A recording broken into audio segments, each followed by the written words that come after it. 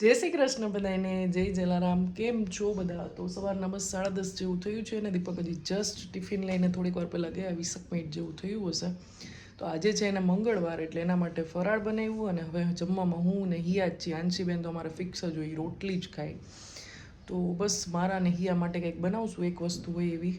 ઈચ્છા તો એવી છે કે રવાની ઇડલી ને ચટણી જ બનાવું તો ફટાફટ બની જાય, ગરમ ગરમ મજા આવે અને 15-20 મિનિટમાં બની જાય. તો અત્યારે બસ રવો પલાળી દઈશ છાશમાં. તો ચલો સ્ટાર્ટ કરું કામ બધું. અને સૌથી પહેલાં આંશીબેન ઉઠે એ પહેલાં અમારે જે મેઇન કામ પતાવવાના છે એ પહેલાં પતાવી લઉં. ઓકે ચલો, અહીંયા છે ફરાળી ખીચડી દીપક માટે બનાવી હતી. અહીંયા છે સ્વીટ. અહીંયા જો મેં પનીર બનાવ્યું છે, આજ રાત્રે બનવાનું છે પાલક પનીર. પહેલી વાર ટ્રાય કર્યું પણ સારું બન્યું છે. આના પીસીસ કરી લેશું, મસ્ત બન્યું. જો અહીંયા કિચનનું જે મેઇન ખાનું હોય ને એના બધા બહાર કાઢ્યા છે સાફ સૂફ કરવા માટે. સિંક પણ કરાઈ ગઈ છે. આ એવોઇડ કરજો કારણ કે આ ગમે એટલું કરીને જાતા નથી. અમારે અહીંયા બહુ ક્ષારવાળું બોરનું ને પેલું શું કહેવાય આરએમસીનું બે પાણી મિક્સ આવે છે, એટલે ગમે તેટલા લિક્વિડ નાખ્યા જ પણ આમાં કોઈ અસર નથી. કેટલાને એમ થશે કે જોતો એની સિંક પણ આ પહેલાં જ કહી દઉં. એટલે આ બધા ટપરવેરના છે, બધા સાફ કરીશું જાતે. ચલો, આંશીબેન ઉઠી ગયા છે, 12:30 જેવું થયું છે. નાઈ લીધું નાનું બેન? નાઈ લીધું ને? જય શ્રી કૃષ્ણ કરી દઉં ને બધાને. હાઈ કર દે. હા એમ આઈ જય જલારામ કર્યું. હા જય જલારામ. હાથીભાઈ તો આજે નથી. ચાલો ચલો, આંશીબેન નાસ્તો કરે છે. નાસ્તો કરે જ ને? હા એ પણ છે. હવે 1 વાગવા આવ્યો છે આમાં, એટલે 10 મિનિટ આગળ છે ઘડિયાળ. અહીંયા જો આપણા ડબ્બાઈ વોશ થઈ ગયા છે. હળદરમાં તો આ પીળું જાય જ નહીં ગમે તેમ કરો. ને અહીંયા સિંક એ ક્લીન થઈ ગઈ છે. અમુક ડાઘા છે ને એ બસ જો આમાં આવ્યા ને ત્યારનું છે આ બધું ક્ષારવાળું. અમારે અહીંયા બહુ ક્ષારવાળું છે. ઈયા સ્કૂલેથી આવી ગઈ છે. હવે છે ને અમારે આજ ચાલુ રહેશે ઈયાની પાછળ ફરવાનું. શું છે? ઓકે, અહીંયા હિયાનું બેગ ખોલીને બેસી ગયા છે. આ જ કામ, હિયાના બુક્સ જ જોતા હોય તારે નહીં? હા, આ વખતે મેડમે સ્કૂલ આજે કીધું છે કે ઓલિમ્પિયાડની એક્ઝામ માટે એને પાર્ટિસિપેટ કરવાને 250 રૂપીસ દેવાના છે. મેથ્સમાં કરવું છે ને? હા, લાસ્ટ ટાઈમ તો ગોલ્ડ મેડલ મળ્યું હતું. હવે આ વખતે જોઈએ શું થાય. મહેનત કરો એ પ્રમાણે થશે. આ વખતે તો પાછું 4th છે એટલે જરા ખાડી ગઈ છે ને. પાછું SA1 પછી તરત જ હોય છે એક્ઝામ. દિવાળીના વેકેશનમાં ઈ જ પ્રિપેરેશન કરવી પડે છે. જોઈએ છે થાય બરાબર. Gold medallist. તો હવે એક કાઢશે એમાંથી ખજાનો. મહેંદી મૂકે છે બેટા? મહેંદી મૂકે છે?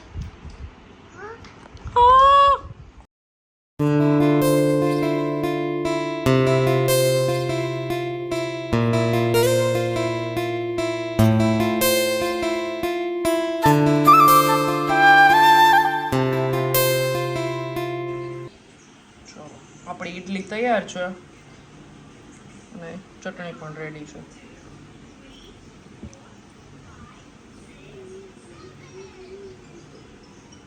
ચાલો બધા ચોમાસામાં મકાઈ ખાવા. એકચ્યુઅલમાં એવું થયું કે વાગી ગયા છે 6, અમે ઉઠ્યા 4:30 જેવું થયું હશે. તો ઉઠ્યા ને તરત જ અમારું જે બિલ્ડિંગનું ગ્રુપ છે એમાં નોટિફિકેશન્સ ને મેસેજીસ ને ઓલ દેટ હતું કે ભાઈ મોટર વળી ગઈ છે, પાણી નથી આવતું.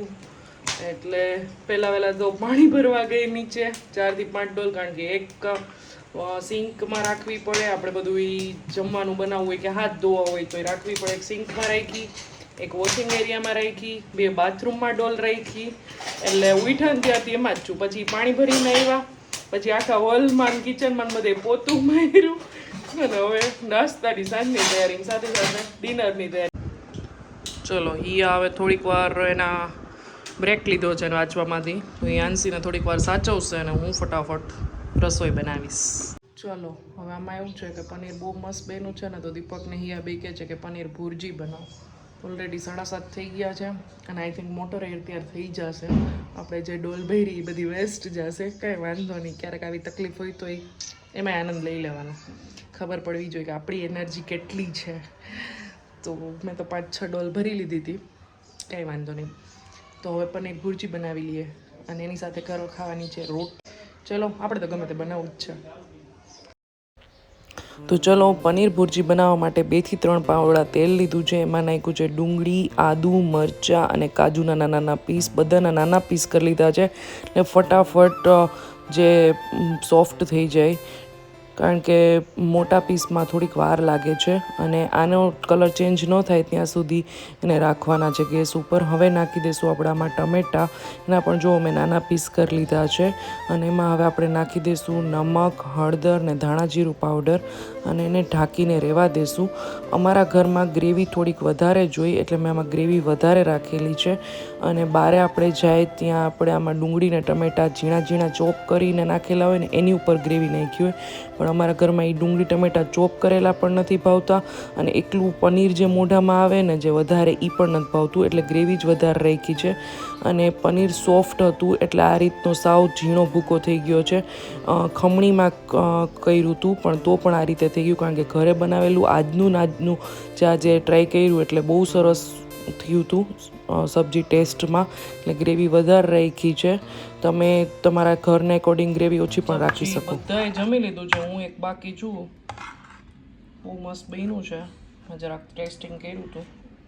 સાથે છે સલાડ ને પાપડ, પછી રોટલી, છાશ છે, મગની દાળના પુડલા છે જેની ઉપર માખી છે અને ચટણી છે. ને દીપક આંસીને જમાડવા નીચે જાય છે. કેવું બન્યું હતું સબ્જી? સરસ હતું. Thank you. ચલો હવે અહીંયા જ વિડીયોનો એન્ડ કરું છું. 9:30 જેવું થયું છે. હવે હું જમી લઉં અને બધું વાઇન્ડ અપ કરશું, બધું કરશું. ત્યાં હિયાને ભણાવવાનો ટાઈમ થઈ જશે. એક બારે ચક્કર મારી આવશું. તો આવું બધું બનાવીએ એટલે આપણે સૌથી લાસ્ટ હોય. બધાએ જમી લીધું, બધું ઠંડુ થઈ જાય પછી આપણે જમવાનું હોય. ચાલ્યા કરે, છોકરાઓ માટે કરવું પડે. મારી હિયાને બહુ ભાવે પંજાબી સબ્જી. ચાલો, લાઇક, શેર એન્ડ સબસ્ક્રાઈબ.